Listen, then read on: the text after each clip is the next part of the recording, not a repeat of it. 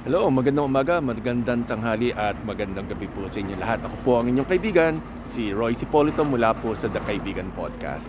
Andito po ngayon ako as usual sa Stockholm, Sweden. At today po ay isang Thursday at ang temperature po ngayon ay -2 pero walang snow. Kasi po ay ayaw malaglag ng ulan. So, yung po nasa taas na yan ay yan po ay malamig na ulap. So pag nalaglag po yan dito, magta-turn into ice crystals at magiging snow. Pero wala pa rin. Andito po tayo ngayon sa isang lugar po na ang tawag po ay Skärholmen. At siguro po kung nasa tiga Manila kayo, natira kayo sa Manila, siguro ito yung parang Caloocan.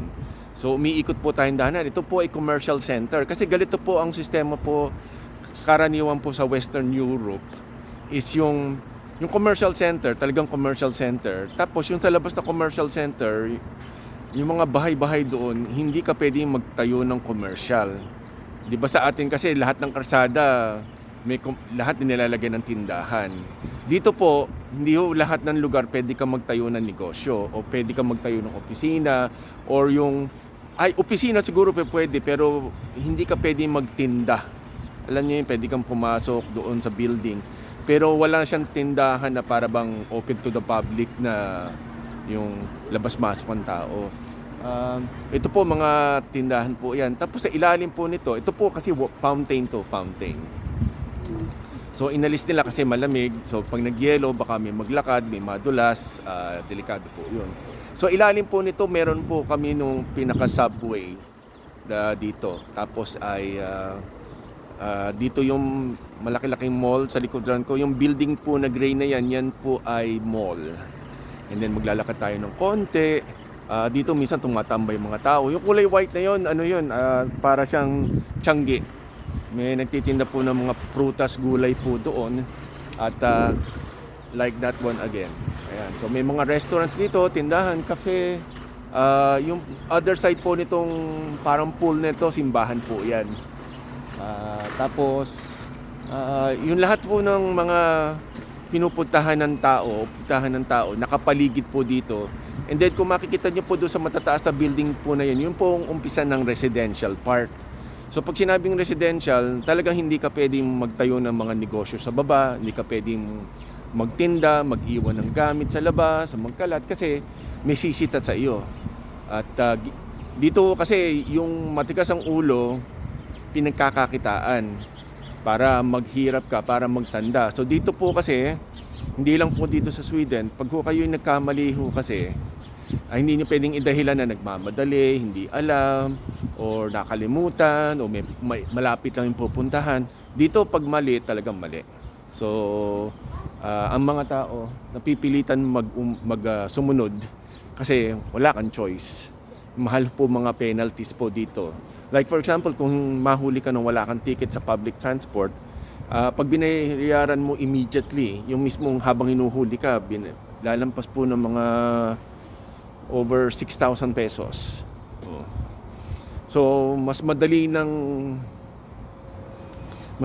na lang na bumili ka ng ticket kaysa sa mahuli ka. Kasi meron naman po kami dito ng unlimited. So, ang isang unlimited is naglalaro po sa 6,000 pesos rin. So, isipin mo kung everyday mo pagpipilitan yon.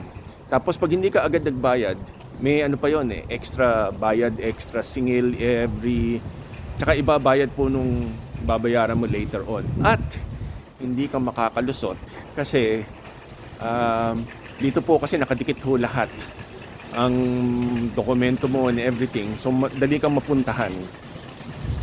At hindi ka ho makakakilos at hindi ka rin makakatakas. At yung pong kunwari, let's say for example may mahuli ho dito yung sabihin mo na walang papel. Pag nahuli ka agad dito at wala kang ma-produce na ID, most of the time 99% ikaw ay madi-deport. Hindi ka na makakauwi, mapapahamak pa yung tumutulong sa'yo, mapapauwi ka most of the time. Yun po yan. So dito yung hindi lang naman Filipino pero yung mga ibang lahi na walang papel, pag nahuli bye-bye. So Doon po sa mga walang papel, ginagawa ho nila, they make sure na talagang meron silang pamasahe. Kasi pag naman ho, meron kang ticket at na-inspection ka, hindi ka naman mapapahamak, hindi naman tatanungin. Pero wag mo lang bibigyan ng reason para ka tanungin at doon ka mapapahamak at bye-bye talaga. Kasi dito ho talaga nagpapauwi daw. Although hindi pa ako nakakakita, pero meron mga nagsabi na nagpapauwi daw dito pag nahuli. So andito tayo sa kabilang side ng commercial center. So yan pa rin yung kadikit pa rin ng isa. Tapos dito lahat ng sakayan ng bus. Dito babaan at doon sa opposite side po ang sakayan. So hindi ho kakapalit-palit ho tayo dito. Yun lang naman ang pagkakaiba no sa Pilipinas eh. Paano kung hindi lang po matigas ang ulo sa atin? Di sana hindi tayo hirap sumakay. Tayo rin ho naman na naaabala, hindi naman po yung iba. Tayo rin po ang naaabala. So, ganyan po yan. Kasi pag sabi nga nila, pag gusto, may paraan. Pag ayaw, maraming dahilan. So, ito po ulit ang inyong kaibigan mula po dito sa Stockholm, Sweden. Ito po si Roy Cipolito mula po sa Kaibigan Podcast. Maraming salamat po.